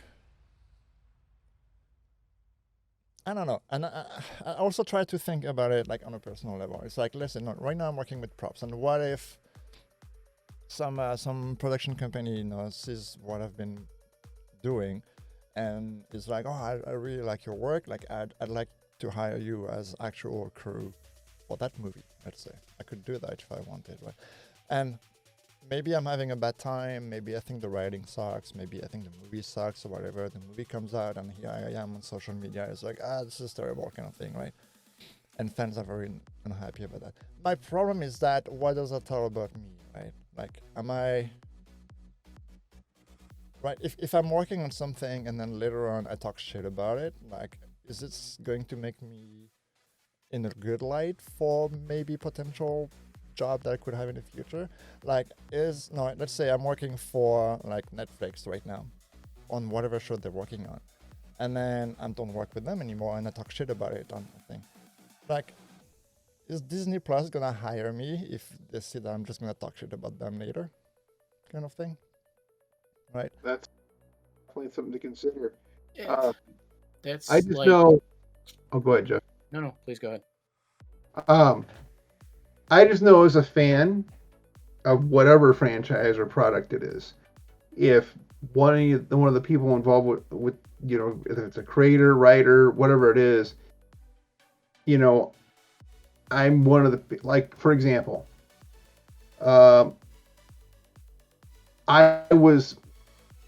if I said something bad, and I haven't seen it, but let's say tomorrow I go watch Wonder Woman 1984, and then I say something bad about Wonder Woman 1984 because I didn't find it entertaining, or whatever else, or I thought, if I'm not a huge fan of the Wonder Woman comic book, so I don't know the source material that well, but let's say I did. Let's say I made a comment, this isn't really true to the source material. And then, somebody involved with the project says, well, you're just a man baby, blah, blah, blah, blah, blah. You probably live in your mom's basement, blah, all this stuff. That's not going to come off to me very well as a fan, just because I'm saying you could have written it better. Yeah. So I feel that kind of reaction is just not okay.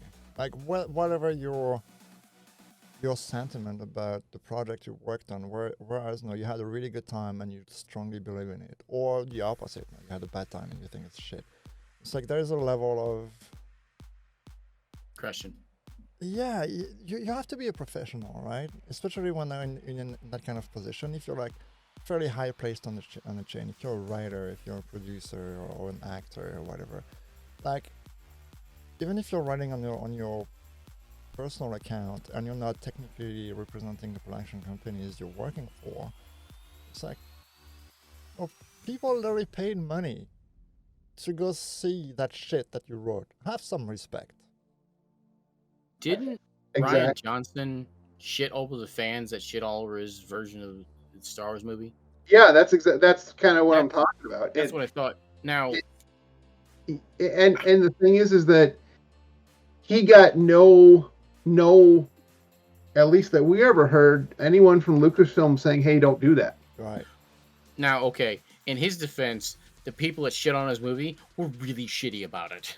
Yeah, I mean, There's it goes both ways, right? It goes both ways, right? I like mean- if someone is gonna really be super nasty to you, like I feel like it's kind of a natural reaction to be nasty back, Yeah, exactly. even if you shouldn't, even if you know you shouldn't be responding that way. Sometimes it's just hard to avoid.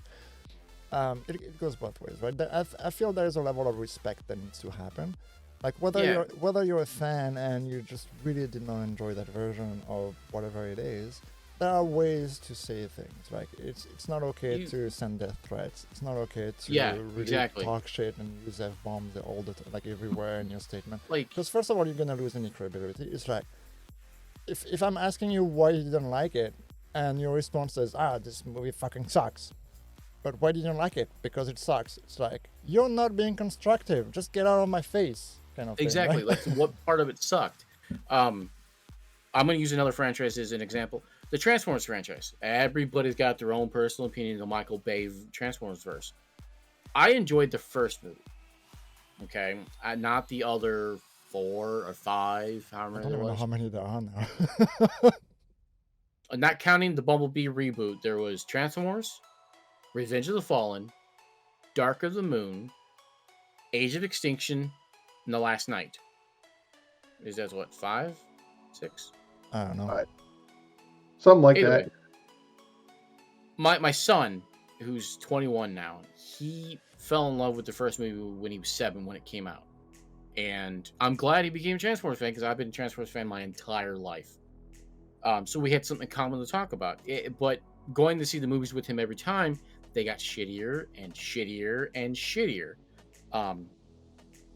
The last one that Michael Bay did last night, so many story inconsistencies and cinematography edit cuts that made no fucking sense made that movie absolutely almost unwatchable. Right. Because there's a scene in there where Anthony Hopkins has got a starring role in it.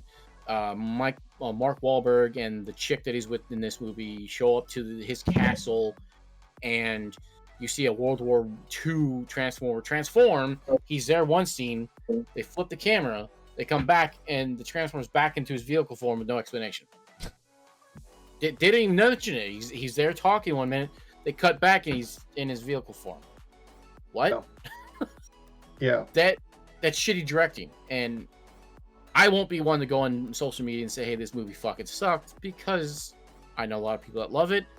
I'm not a personal fan. However, the Transformers fandom has become so divided because of these movies that if somebody just sent a death, a lot of people don't like the movie. I don't like it, but I'll never send a death threat to Michael Bay, even though I'm not a big fan of his direction. Yeah, but there are people that will do that because some people do that, and that's a exactly crazy thing, right? Don't do that. You're too far. That's come on. It's a freaking movie. For goodness exactly. sake. And we see that in gaming as well, right? Like I'm obviously more of an expert. Oh, Gamergate, yeah, Gamergate. I'm more of an expert in games than I am in movies, but like you see that in gaming, like against developers all the time as well. Like if Cyberpunk 2077 is a prime example. Yeah. A lot of people didn't like the game, and there's a lot of people that sent the creators, CD Projekt Red, a lot of death threats because they didn't like the game. Yeah, that's not okay. Why would you do that? Just don't buy it. Just exactly. Don't buy it. But then don't buy it.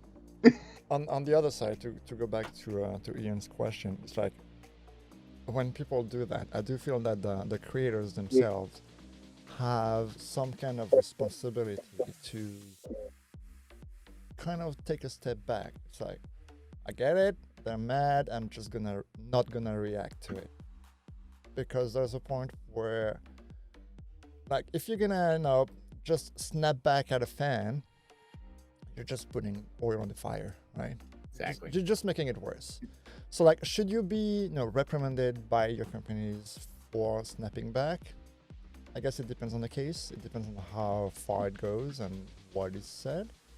But overall, like, generally speaking, I feel that if something is really unpopular and people are really vocal about it, you as a creator should kind of be like, you know what, I'm just gonna be careful what I say, take a step back, let it simmer for a little bit, let's see what people have to say, and then go from there, rather than having that kind of visceral reaction of, what, you don't like my shit, get the fuck out of here, which is not really a good reaction.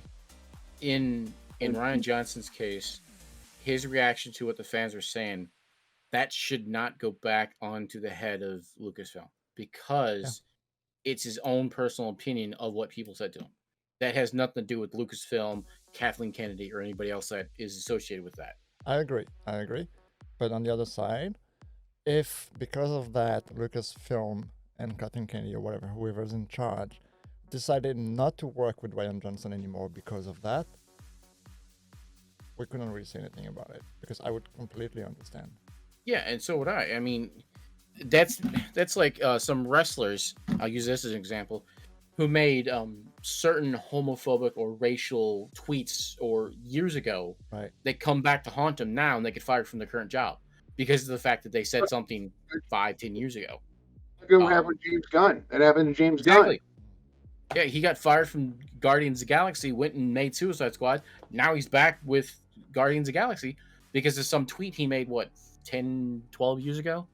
So people can change over time, but like I feel that kind of like that conversation is going into the territories of cancel culture and everything like that. So I don't know if I want to touch on that, because else we're going to be in here for another 3 hours. But yeah, exactly. But I just want it's more of, I guess, as a fan, I remember a time and even since the internet's been out there and even since social media, where if a product was not received well, you didn't have people that worked on it or were in charge of it lashing out at people who didn't like their product because they didn't like their product. Right. It seems to me you could learn your lesson in the business world. You make a bad product, you learn your lesson, you make a better one. And that's, I guess, weird to me that instead of learning your lesson and making a better one, you're going to be upset at the people who don't buy your stuff. That's weird. I agree. The problem is the people that he's getting that certain people are getting upset about are the extreme that are going to the other end here, saying, "Hey, you should die because your product sucks." Right. Yeah, not getting mad at the normal people saying the creative criticisms about it. They're going to the people that are the extreme, going, "Hey, you should die." So that's the problem here. Yeah, I agree. There's definitely criticism in that. It's a difficult thing, especially when you're thrown into the public eye, right? I think it's like you really have to consider those things, and like I said, sometimes it's just better to take a step back and kind of like resist the urge of snapping back right away, because it doesn't serve any purpose. And in the end of the day, if you decide to lash back at your fans, like, you're just making it worse, and then you're just making it worse for your own image, because like you're gonna be shown as someone who just doesn't appreciate fan feedback. As violent as a fan feedback might be, there's still I feel that there's still something to be taken from it, right? If someone is like so angry by your work that they tell you to go F yourself, like, instead of having that reaction of being very angry back, maybe you should be thinking about it. Okay, why is he so angry? Like, what did I do that made him so angry? And maybe you'll never get that answer from that particular person because they're so angry that they can't see clearly, and they're not going to be able to explain why they're so angry. But like, those should be taken as lessons. Like, and like Ian said, like, the reaction to an angry fan shouldn't be, "Oh, you suck." It should be, okay, how can I make it better for next time? I agree. But on that note, I'm going to cut the conversation off because we ran over our 15 minutes. As we do.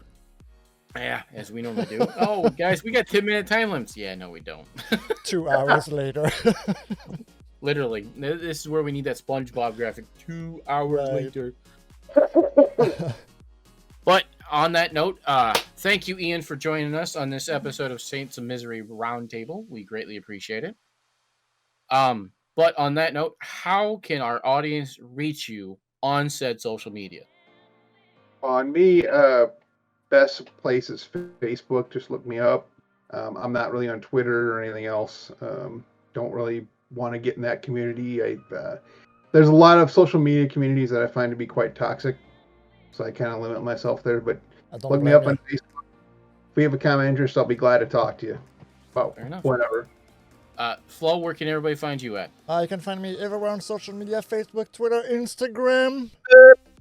At fsanporte, and you can also find me on YouTube if you look up for Holy Shiitake. This is my YouTube channel where I talk about Japan and all things Japan and culture. Cool. It's a really good show. You guys should check it out.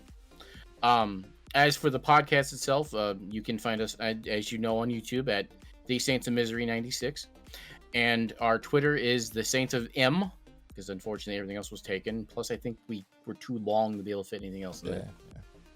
Myself, I'm sorry? Twitter handles are weird. You only have so many characters. It's like making a tweet, you know? Like, you gotta convey your idea in like 6 characters. Have fun. Myself, you can also find me on Twitter, Instagram, YouTube, and Twitch at Grandmaster Jarf. Twitch would be twitch.tv/Grandmaster Jarf. I streamed it last night. I actually need to upload the video to YouTube. We were playing Phasmophobia last night. Nice. I'm gonna watch that VOD. And the show will be released eventually here on YouTube. And once we get the audio version up, I'm gonna get episodes 2, 3, and 4 up on our audio platforms. I'm a little lacking because it's been crazy around here. You've been busy. You're moving. We forgive you. Finding jobs. If I forget to upload episode 5, then you guys can kick my ass. All right. But in that case, thank you very much for joining us, Ian. I appreciate it. Flo, thank you again as usual, and we will catch you guys later.